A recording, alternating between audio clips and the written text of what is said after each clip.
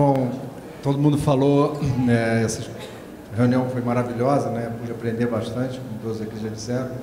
Agora cabe a mim aqui fazer a última, né? A última apresentação. Depois de muitas apresentações com dados assim, né? E eu aqui, um melhorista de feijão, né? Porque eu sou um melhorista de feijão, que vou ter que me brindar, manter vocês acordados aqui, prestando atenção, né, nessa palestra final. Vamos ver, eu vou ter esse desafio e vou tentar. A outra coisa interessante que eu queria colocar, que eu acho que é um exemplo, não me lembro exatamente a data, mas se eu não me engano foi em torno de 95, né? Quando eu tinha uma ideia meia louca, né? A Embrapa tem os centros temáticos, centros de recursos e centros de produto. E eu falava assim, claro, tem um Centro Nacional de Gado de Corte, né? E a pesquisa tem que estar concentrada lá no gado de corte mesmo, né? Porque essa foi a mágica que a Embrapa é o que é hoje. Mas não tem sentido o centro de arroz e feijão, está lá em Goiás, né? Em Goiânia, né?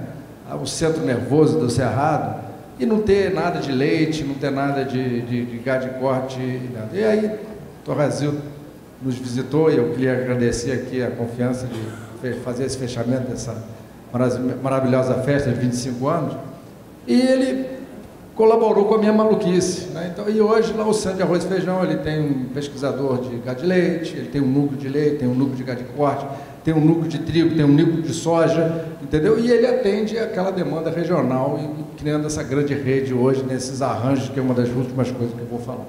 Então, eu agradeço ao senhor, viu, doutor, por ter me incentivado naquela ousadia que eu tive há quase 20 anos atrás. Bom, o título da palestra já foi colocado, eu acho melhor eu mesmo passar aqui, se eu conseguir aqui me acertar. Bom, eu vou dividir a palestra em alguns elementos propulsores de mudança, fatores de crescimento da pecuária, algumas projeções, rumos de pesquisa, desenvolvimento e inovação.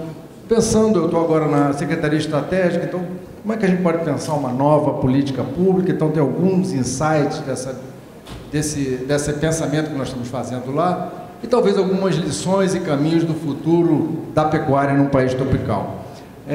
Eu vou repetir muitas das informações, obviamente, apesar de que eu não pedi informações nem para o Alexandre e nem para o outro colega nosso da BIMAC, mas elas são informações universais, então eu vou repetir, então vai servir também como um resumo, né, geral de todo esse dia maravilhoso que nós tivemos, para a gente fixar alguma das nossas informações. Bom, os elementos propulsores de mudança, né? Nós temos alguns que foram falados.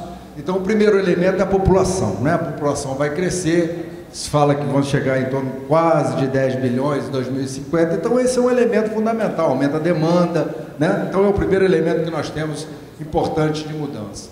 O outro elemento importante, que também já foi falado aqui hoje, é a questão da urbanização, né? O Brasil, hoje, e daqui, vamos dizer, uns 10 anos, estou falando em 8% a 9% só da população no campo. Então, isso aí tem uma série de efeitos em termos de demanda, de sistema de produção, de inovação que são necessários, que eu vou tentar abordar mais para frente. A outra coisa aqui, mostrando também essa questão da urbanização, é que nesse gráfico aqui mostra que essa migração ocorre preferencialmente nos grandes centros urbanos, nas maiores cidades. E as cidades médias estão mais estabilizadas. Óbvio que deve ter exceções disso, mas, então, o problema ainda é maior ainda, porque a infraestrutura nessa cidade, como a gente sabe, é carente, né? Um outro ponto fundamental aqui, obviamente, que o Brasil contribuiu muito, aquele número ali não é mais verdadeiro, nós temos o mundo em vermelho, o crescimento do PIB, nós temos países desenvolvidos, tem países em desenvolvimento, o azulzinho. Em 2012, obviamente, que não é mais 6,6, que o Brasil cresceu muito aquém das expectativas que se tinha em 2012. Mas, obviamente, o crescimento dos países em desenvolvimento é que vai arrancar a economia global, isso não tem dúvida nenhuma. Esse também é um outro elemento de mudança, é um elemento que foi colocado aqui para o aumento do consumo de carne, de proteína, porque à medida que os países crescem, o aumento de proteína acontece também, nós vamos ver isso agora mesmo. Então, aí também vão se mudando os padrões de consumo, né? Então, aqui nós temos uns dados, isso é da FAO, né? Nós podemos ver em 3 períodos, né, com uma projeção, as colunazinhas mais claras para 2030. Então, há um aumento aí previsto de mais de 42% em carnes, né? Uma diminuição de cereais, né, no mundo inteiro, e nós vamos poder estratificar um pouco mais isso, e aumento em lácteos, e principalmente nas coisas de proteína, à medida que realmente o mundo vai aumentando a sua renda. E se nós olharmos isso um pouquinho mais, esse Q1 e Q5 são dois níveis de riqueza, né? Q1 menos rico e Q5 mais rico, nas diversas regiões do mundo. Nós também podemos notar o vermelho é cereal, então à medida que vai crescendo a riqueza, a tendência é que vai se diminuindo, mesmo em todas as partes, mesmo na África subsaariana, que é um lugar, né, bastante pobre do mundo, né? E vocês notem lá que vocês podem ver com muita claridade que se aumenta também a questão das carnes, né, dos produtos de origem animal, que estão lá naquela corzinha amarela, meio marrom. Né? Então, mesmo, por exemplo, raízes na África, né, que são uma coisa cultural, como para nós aqui o arroz e feijão, se diminui, né, mostrando que à medida que a renda aumenta, esses produtos mais tradicionais diminuem. Bom, dei um primeiro panorama com alguns setores, então acho que é importante mostrar, né, isso aqui vocês sabem melhor do que eu, os fatores de crescimento da pecuária que nós temos de 1950 até 2006. Então, a produção ela cresceu nesse período 3,3% no geral ao ano, né? E quando a gente decompõe por que essa produção cresceu, 21% foi a questão da área do pasto e 76% foi representado pela produção animal. Quando você decompõe a produção animal, o desempenho animal correspondeu para 38% e a taxa de locação correspondeu a 62% desse ganho.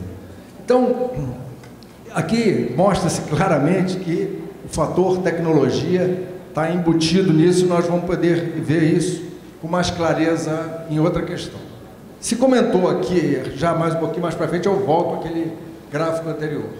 Aqui a produtividade, né, são dados de 2010, em regiões do mundo, não tem aqui o Brasil separado, mas tem a América Latina, isso já foi colocado por alguns palestrantes anteriores.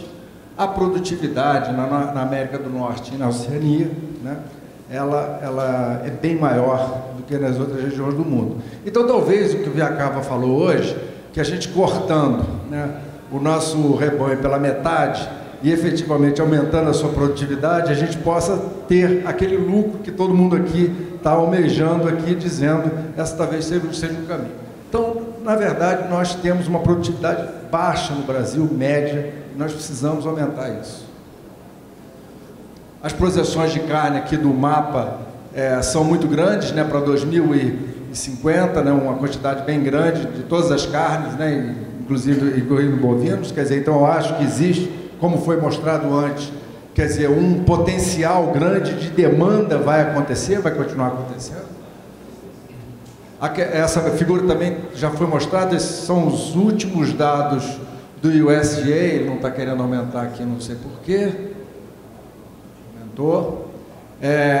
Os últimos dados que mais ou menos mostram aqueles gráficos também do nosso colega do INA, que mostrou a questão da exportação de carne com a Índia, né, na frente, o Brasil em segundo lugar, isso nesse ano de 2013. E, na verdade, nós soubemos desenvolver ao longo desses anos a nossa agricultura tropical. Não é só a Embrapa, não. Tem a Embrapa, tem o IAC aqui em São Paulo, o IZEDA aqui de São Paulo, o IAPAR, todos os institutos de pesquisas, as universidades. Então, você fala às vezes demais na Embrapa, mas a Embrapa ela faz parte dessa grande rede de conhecimento que é muito maior que ela mesma. Então, foram mais de 30 anos de melhoramento genético de gado tropical, de todas as raças, né? Gramíneas tropicais de alta produtividade, né?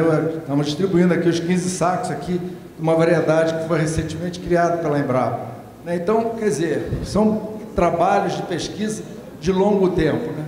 E o gado de alto desempenho, né, que nós temos. Então, nós tivemos uma série de fatores tecnológicos muito importantes para que a gente tivesse aqueles ganhos que eu coloquei naquele slide anterior de crescimento da produção. nós temos algumas ferramentas, eu queria colocar agora uma questão da inovação, que seriam as ferramentas tecnológicas que nós temos, né? E como que nós podemos, algumas coisas que eu acho que os institutos, as associações de criadores vão ter que atacar daqui para frente. Então, não biológicas. Eu vou mostrar depois no final um filmetezinho, espero que funcione, sobre a questão da automação. Nós não temos incentivo no Brasil para a automação. Nem na pequena, nem na média e nem na grande propriedade. Eu estou falando de automação aqui, eu não estou falando de trator, né? Eu estou falando simplesmente de alguma coisa, por exemplo, para quem tem 20 hectares de café, poder torrar esse café. Essa máquina você vai ter que comprar nos Estados Unidos, você não consegue comprar aqui no Brasil. Nós não temos política nenhuma que motive a inovação para a automação. E nós vamos ter só 8% da população no campo. Se nós não tivermos inovação para os próximos 20 anos, né, capaz da nossa produtividade ficar bastante comprometida. Então, essa é uma questão fundamental. Inovação na automação. E o que mais? Talentos no campo. Você vê que foi lançado pelo governo um programa, né? Brasil Sem Fronteiras, muito bonito, né? Esse programa é para a cidade, não é para o campo. O que tem para ir? Quem que a gente está jogando para o campo? Que política, que pessoas estão sendo treinadas no campo? Foi tudo focado para as cidades. E a gente precisa em todos os níveis, desde o peão operador, que não pode ser mais aquele peão de 20 anos atrás, até a pessoa mais treinada na universidade, treinada nessa uma questão do que a gente vai precisar daqui a 20 anos, porque isso que a Embrapa é o que é, porque em 73 teve gente que pensou isso, né? E o Brasil está carente hoje de pensar um pouquinho mais para frente, um pouquinho mais no futuro. Eu acho que isso faz parte, sabe, Bianca? E os membros aqui, eu não estou vendo o Ramário aqui, das associações. A gente tem que colocar esse dedo na ferida de pensar um pouquinho para frente. Mas seguindo ali, então tem uma série de coisas, né, que vão e já estão permeando o processo produtivo, chips eletrônicos de identificação, sistemas automáticos de controle de peso e consumo, informática, né, hoje, na propriedade, base de dados com banco de dados, os sistemas de gestão, talvez eles sejam o fator mais crônico hoje nas propriedades, quer dizer, nós não temos hoje sistemas de gestões fáceis e amigáveis para os produtores, e isso é uma coisa fundamental, não é? Foi colocado aqui, eu acho que como última questão do passado. Um outro são as questões espaciais, né? Essa questão desses satélites estão evoluindo imensamente, né? Então essas imagens de alta resolução temporal do território, da gestão ambiental, vamos olhar a gestão ambiental, né? Não como a contra-gestão ambiental, a gestão ambiental para tirar proveito, inclusive, econômico da própria gestão ambiental. Eu acho que é assim que a gente tem que olhar o produtor, tem que olhar a gestão ambiental como um fator de renda, de uma renda para ele. Então, e sistemas de aviso de riscos climáticos que também vão ser criados. Então, esse gráfico foi mostrado só para dar uma ideia de como a gente pode usar essa questão dessas imagens. São os frigoríficos, né, do Brasil, né? E ali se plotou também a questão do número de cabeças de gado que tem em torno dos frigoríficos, tentando ver se faz uma relação, se aonde estão os frigoríficos estão os maiores produtores, se onde estão os frigoríficos, há aí maior inovação ou não, né? Em alguns casos sim, em outros casos não. Então isso aqui é mais ou menos a mesma coisa, só dando uma ideia para vocês que hoje você pode cruzar essas informações, e essas informações elas são importantíssimas para uma política pública, né? Onde você olha, onde está a produção, onde estão os frigoríficos, o que você tem que fazer naquela região para que aquilo ali possa ter a cadeia toda completa funcionando. Então são ferramentas que a gente vai ter daqui para frente. Outras ferramentas biológicas, né? Na questão da sanidade. Quer dizer, a questão da sanidade é uma questão importantíssima, né, no mundo animal, né, como foi mostrado pelo o filmete que a gente viu da questão de todos os animais, na saúde de todos os animais, né? Ela pode ser feita por seleção genética, né? Não é fácil para todas as doenças, como também não é fácil nas plantas, mas pode ser feita. Ela pode ser feita por rastreabilidade, ela pode ser feita por manejo, né? No caso de manejo aqui, a seleção genética para docilidade, né? O manejo racional, isso também pode ser feito, né? A questão do comportamento, instalações adequadas, são outras possibilidades, e também o uso, né, desses promotores de crescimento e questão da castração, não. Acho que essa outra polêmica que se está aí existe. Agora, Eu acho que todas as associações, estou só falando da de Nelore, mas estou falando também de Erfurt, do Angus, de Buzerá, eu acho que elas têm que olhar o mercado, viu? Eu acho que a gente tem que olhar o mercado. Eu acho que hoje de manhã a gente teve muito claramente aqui uma visão do que o mercado quer. Não adianta a gente ficar criando uma coisa maravilhosa lá na fazenda, como se falou aqui, e depois ficar procurando gente para achar aquilo que você criou. A gente tem que ver o que realmente o mercado está demandando. No desempenho e crescimento e terminação, precocidade de crescimento e terminação, através da seleção genética, através do cruzamento industrial. Eu acho que, por exemplo, o pessoal do Nelore tem, eu posso falar isso com muita tranquilidade, tem meio arrepio quando a gente fala isso, né? Mas eu acho que essa é uma alternativa, quer dizer, porque em genética, o F1, certo? O vigor híbrido, ele existe na maioria das espécies, né? E ele existe também no Nelore também. Então ele tem uma vantagem que existe, que o vigor híbrido, que a gente só tem quando a gente faz esses cruzamentos. Pode ser feito também na eficiência alimentar através da genética, né? E aqui é importante dizer que nem tudo você controla por genética, tem muitos ganhos que nós temos que não são genéticos, e também pode ser feito pela alimentação de forragens, a gente acho que avançou muito nisso. O confinamento, que eu concordo quando foi dito aqui pelo produtor, que em alguns casos, efetivamente, ele não é aplicável aqui na nossa situação, mas em outros é. Tanto é que tem alguns produtores que estão perto da região produtora de grãos, ou por algum motivo, tem alguma indústria que tem algum resíduo, vários outros produtores, em Goiás a gente conhece algum deles, que conseguem ter ganhos razoáveis com isso. E a questão toda dos promotores de crescimento. Bom, se usa hoje, aumentou enormemente a questão de suplemento mineral de bovinos, que há um pouco tempo atrás parecia também não ser uma coisa que era tão difundida assim. Então, eu acho que os pecuaristas hoje eles estão muito mais abertos a essas questões de inovação.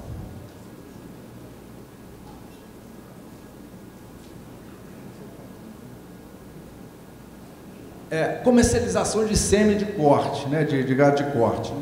Então você tem ali o azulzinho, né, o Nelore é o campeão, né, nós temos aqui o Angus também é outro muito grande, né, e se você colocar o Nelore mocho, obviamente que o Nelore e o Nelore mocho então tem uma grande comercialização de sêmen, né. Por que eu estou querendo colocar isso aqui?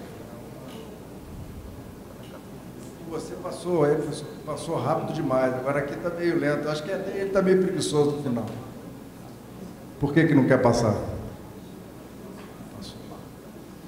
Isso é a evolução da inseminação artificial em gado de corte e gado de leite, né? Então, também está havendo uma evolução muito grande, tanto no gado de corte quanto no gado de leite, obviamente a total disseminação. E por que eu estou mostrando isso aqui? Passou direto. Ixi.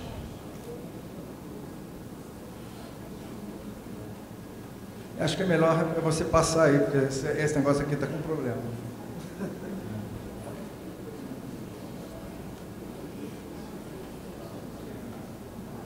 Aí.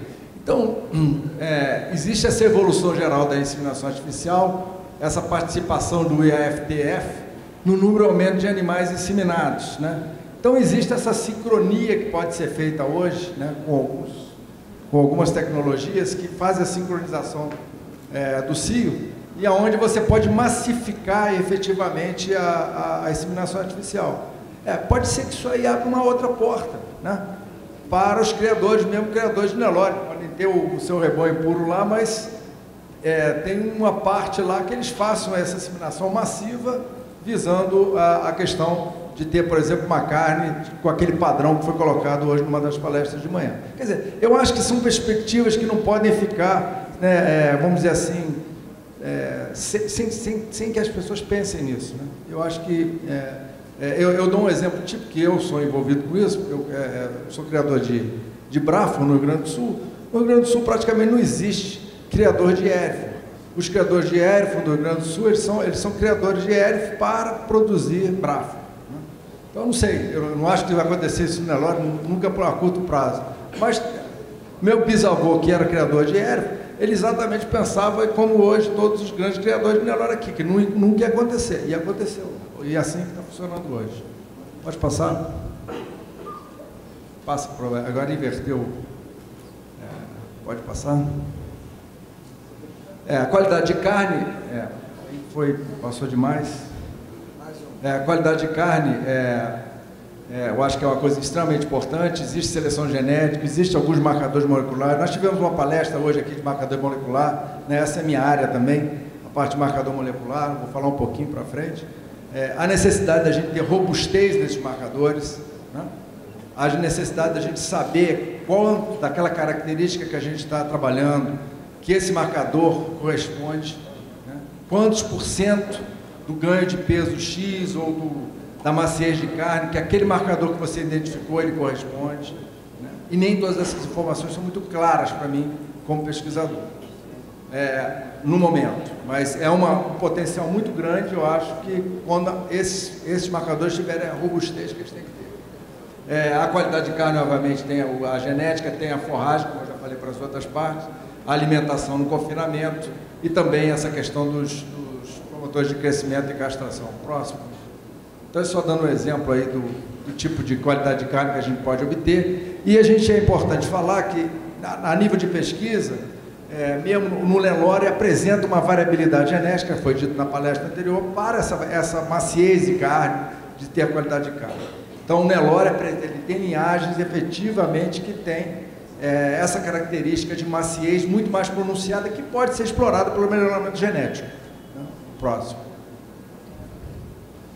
Bom, então aí vem essa outra coisa da pesquisa, né? Nós temos uma grande rede, né? A Embrapa com várias outras instituições de pesquisa de rede genômica, por uma série de características lá, marcador molecular para carrapato bovino, reprodução, qualidade de carcaça. Existe até um animal americano, né? Isso na época que eu estava nos Estados Unidos, que era bastante resistente a carrapato. Esse animal veio para o Brasil, né? Para o Rio Grande do Sul, era um europeu, e a gente conseguiu identificar algumas das suas genes dele, e realmente ele tem uma característica que foi identificada por um marcador molecular, isso não está ainda sendo aplicado, vamos dizer assim, na prática, mas que conferia uma resistência bem maior para esse animal ao carrapato.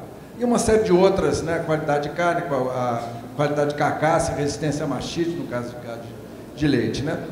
E aí você produz esses chips, os SNPs que foram colocados hoje aqui, ela explicou muito bem o que é isso, na realidade, são esses marcadores que identificam um pedacinho daquela característica que você... Quando você tem vários desses marcadores vai corresponder por 10% do que representa aquela característica que você quer melhorar.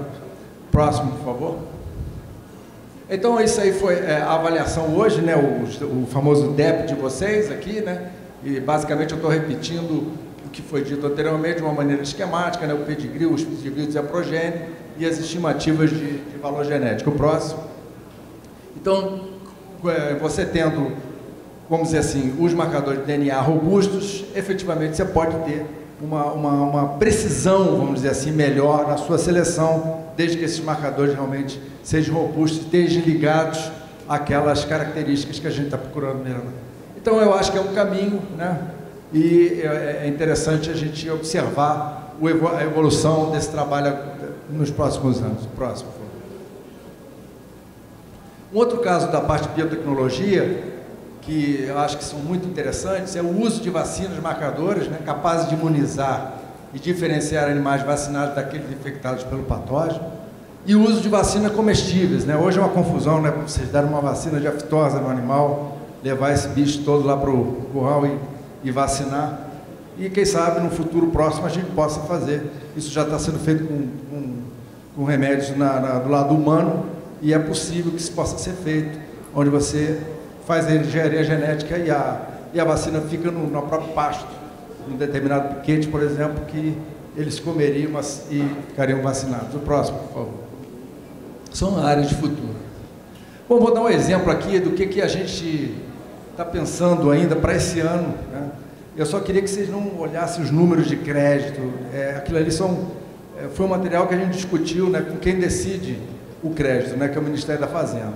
Então, a gente foi feito uma primeira discussão com eles gostaram muito da ideia, mas os números em si, eles não são ainda números verdadeiros, tá? Porque depois cria uma expectativa aqui, eu só estou querendo mostrar para vocês como que nós estamos discutindo um possível aperfeiçoamento da política agrícola. Então, pensando numa nova política, Então, lá na secretaria, o que a gente considera, né? Bom, outra coisa interessante é o seguinte, que a gente está tentando levar para a Secretaria Estratégica da Presidente da República, apesar de que nos jornais chamaram ela de Gilozinho do Planalto recentemente, mas para mim deveria ser o órgão mais importante de pensar o futuro. Eu, como nascido na pecuária, né, e na agricultura, pesquisador da área agrícola, estou tentando levar para lá a área agrícola, né, como estratégia, obviamente. Então, a gente está tentando botar um gancho lá da área agrícola para gerar políticas públicas para a área agrícola. Então, a gente considera o quê? Que o crédito e inovação são elementos inseparáveis hoje. O crédito agrícola necessita de modernização, o nosso crédito agrícola. Eu vi que melhorou muito a percepção dos produtores, porque naquela pesquisa que foi feita na palestra de manhã, 12% só colocaram o crédito agrícola como um problema, né? Já 76% botaram tributação. Mas eu acho que a gente tem muito espaço para crescer nisso. A política de crédito, essa é talvez uma característica muito importante, ela tem que ter características regionais. Esse país é continental, o crédito agrícola não pode ser um crédito agrícola para o Brasil inteiro, ele tem que respeitar as características dos produtores regionais. Processo inovativo pede informações permanentes. Então, eu acho que no crédito agrícola ele pode ser um indutor da inovação, né? Ele pode ser um indutor da inovação, nós acreditamos nisso. Inovações e boas práticas, eu vou falar um pouquinho disso para frente. A necessidade de se ter transferência de tecnologia permanente, né? E assistência técnica ampla e restrita. Quando eu falo isso, eu não estou dizendo que tem que ser público, tem que ser privado. Eu acho que aí os arranjos regionais têm que funcionar. Mas eu acho que o produtor ele tem que saber, né? Por exemplo, se você tem uma indústria privada fazendo vamos dizer assim, uma transferência do produto que ela mesma produz, né? Ou a Embrapa ter uma empresa pública fazendo de um produto que ela mesma produz, existe mesmo um conflito de interesse, né? O produtor ele fica na dúvida, né, se aquilo ali efetivamente vai dar um ganho para ele ou se a empresa está querendo ganhar somente o ganho dela. Apesar de que o produtor é muito mais esperto do que a gente imagina, ele sabe julgar isso muito bem. Mas há necessidade de ter um ente, né, que eu não estou falando de ente público, de ter algum mecanismo que possa efetivamente auferir, né, no caso da transferência, seria, na minha opinião, um arranjo, se essa tecnologia efetivamente pode ser adaptada lá ou não, ou que problemas ela tem, para o produtor fazer o julgamento com mais isenção daquilo que é próprio para ele, né? Então, essa que é a questão da assistência ampla e restrita. Próximo, Feijão. Então, quando você olha aqui o plano Safra, na intensificação, a dimensão do programa ABC, né, você vê que o programa ABC, ali tem o vermelhinho ABC programado, quer dizer, sem imaginar em 2012, esse foi de 2011 e 2012, dos 315 bilhões de reais que foram colocados no ABC, só foi aplicado 1,5. Então, não funcionou. Esse ano parece que a coisa está mudando bastante e há uma procura e uma facilitação maior junto aos agentes financeiros, principalmente ao Banco do Brasil, que havia uma dificuldade muito grande de você conseguir acessar esses créditos. Então, o que eu quero dizer é o seguinte, quer dizer, nessa ideia que a gente está tendo de repensar a política agrícola, é óbvio que eu não vou pegar e mexer em 115 bilhões de reais que corresponde a toda a política agrícola, porque esse é um monstro que não dá para mexer assim irresponsavelmente. Então, a gente vai pegar o ABC, que já é um crédito que vincula a inovação nele, né? E ver se como é que a gente consegue alavancar isso como um piloto. Próximo, por favor. Então, aqui, para vocês terem uma ideia, só para vocês terem uma ideia um pouquinho do ABC, né? O total de 936 milhões do ABC, a maioria dos contratos que foram feitos do ABC, se olharem lá, você tem o número de contratos por regiões, né? Então, as regiões mais escuras são as regiões que têm os maiores contratos, o maior número de contratos. E se vocês olharem, a região, inclusive o Rio Grande do Sul, tem muitos contratos, porque havia uma carência imensa de um sistema de apoio aos pecuaristas em geral. Então, o ABC ele veio a atender essa demanda. Então, ele é espalhado e nem sempre ele está para onde ele foi desenhado. Que ele era, num primeiro momento, ele foi desenhado mais para as regiões de fronteira, onde havia menos tecnologia, mas ele está sendo mais usado na região do Sudeste, né? E quando a gente fala de ABC, e eu vou mostrar já um dado, o que é o programa ABC? Quase 80% dos contratos, o que são? Recuperação de pasto degradado. É isso que se mostrou o ABC hoje. Pode passar o próximo. Então, aqui é aquilo que eu falei. Minas Gerais e São Paulo são os dois primeiros em termos de ranking do crédito que foi colocado no ABC. Então, aí tem uma distribuição. Então, a gente está usando essas informações que a gente tem obtido do Banco do Brasil para tentar entender se realmente, efetivamente, a política agrícola, o crédito, ele está fazendo aquilo que se espera que ele faça, né? Que o recurso faça, que é aumentar a produtividade, aumentar a inovação. Próximo. Agora vocês veem aqui, olha só, o Integração Lavoura Pecuária Floresta. Integração Lavoura Pecuária Floresta, nós temos aí, ó, 119 contratos só, no ano de 2012, só 119 contratos. Cresceu mais um pouco esse ano, né? Mas ainda existe uma resistência. E qual o motivo disso aí? Tem vários motivos, mas um grande motivo é porque não existe assistência técnica. Quando você integra lavoura e pecuária, você ainda tem até um... Né, agora, quando você integra TEIS, aí a floresta, para o produtor, né, aí vocês estão produtores aqui, é um sistema complexo, né, e não existe assistência técnica, com raríssimas exceções, que seja habilitado a poder dar esse tipo de assistência técnica, ou público ou privada, de maneira que o produtor sinta que ele realmente está investindo em uma coisa que vai dar um retorno bom para ele. Próximo. Então, na verdade, uma das coisas que nós estamos pensando é o seguinte: como é que a gente pereniza o ABC? Eu acho que todo mundo quer aqui que todo o crédito agrícola, né, se transforme num projeto ABC, né, onde ele vai linkar tecnologias a esse crédito, de maneira que possa diminuir os juros, que dá algum incentivo ou dá um diferencial de preço de alguma forma atrás do setor produtivo. Essa seria o setor de comercialização, essa seria a ideia nossa. Então, o crédito indutor da inovação e intensificação, como eu já tinha dito antes, iniciativa para... Então nós pensamos no BPA, que na hora que nós olhamos o BPA, tem uma linha de crédito que chama BPA no mapa, né? Mas praticamente ela só foi acessada por pouquíssimos produtores, né? Pouquíssimos produtores. Aí nós falamos assim, bom, esse universo, né, de 1,5 milhão são 1.200 contratos no Brasil, os produtores que pegaram esse crédito ABC, né, na maioria deles devem ser produtores mais tecnificados, produtores que arriscam mais na questão da inovação, acreditam mais na questão da inovação. Então talvez esses sejam os candidatos, né, para a gente agregar isso um programa de boas práticas agropecuárias, que eu já vou colocar agora, que eu acho que é importantíssimo para a gente ter esse programa de boas práticas, que vão resolver vários dos problemas das perguntas, dos questionamentos que foram colocados hoje aqui.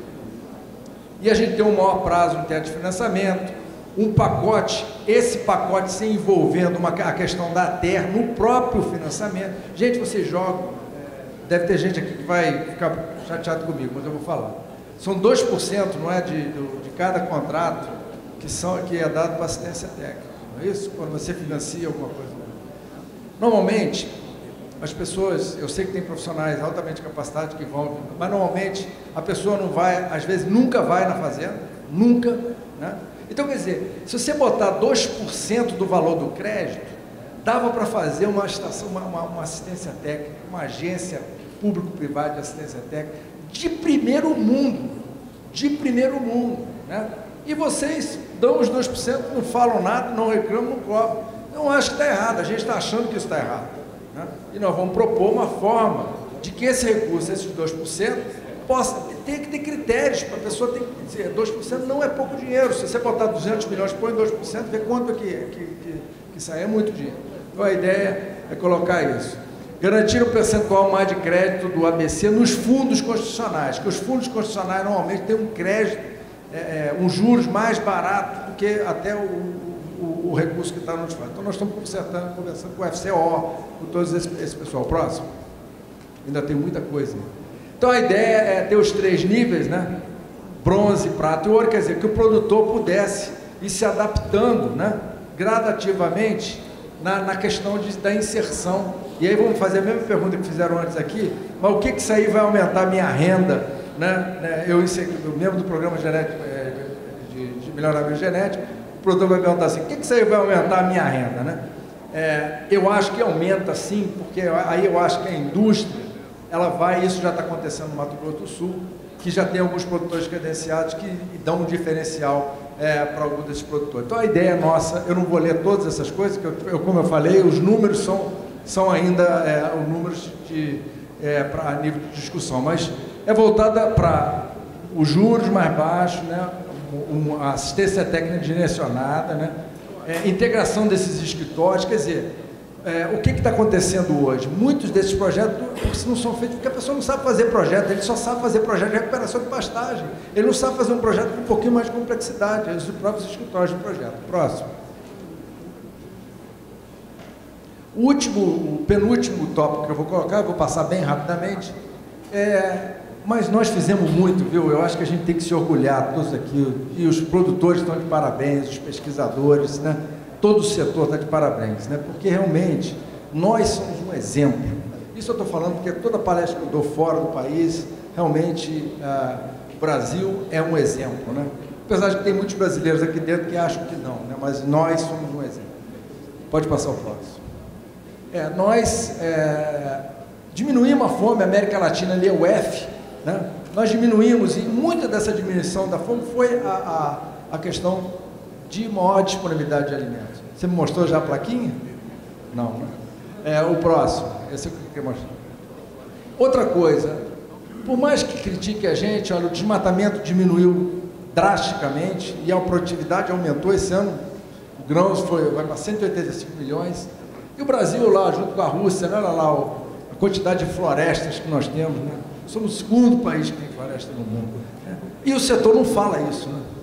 Ninguém fala isso, né? Só ouve as críticas, mas não fala isso. Nós somos. Próximo, por favor. Nós temos tecnologia que, isso eu estou falando sem aquelas coisas que o Dr. Rosildo falou aqui, né? Que são mais sofisticadas. Mas nós podemos aumentar a produtividade, né? Com emissão, né? Praticamente estável, né? Com emissão estável. Então, isso eu acho que é uma coisa intangível, importante. Próximo.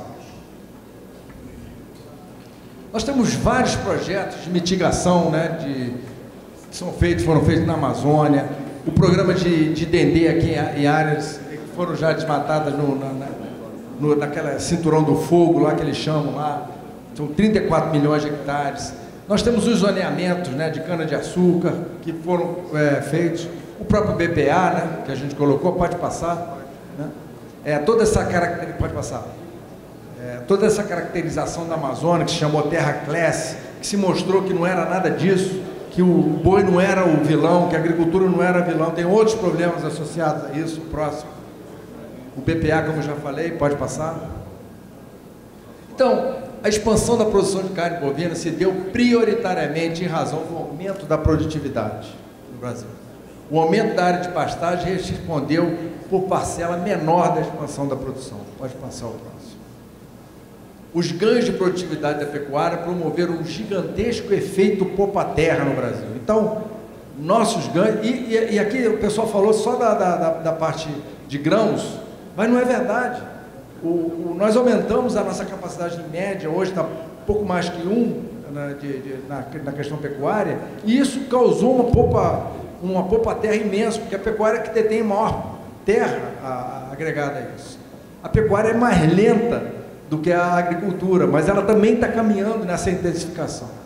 Nesses ganhos de produtividade, tanto a expansão da taxa de lotação quanto o aumento do desempenho animal foram decisivos. Pode passar? Bom, então a agricultura brasileira em 70 era baixa produção e produtividade, produção concentrada no sul e sudeste, crise constante de suprimento de alimentos, aqui de cabelo branco aqui sabe o que eu estou falando, pobreza rural muito maior, domínio de conhecimento específico para a agricultura tropical inexistente, um vazio institucional para pesquisa, educação e mercado e agências governamentais. Nós vencemos esse desafio.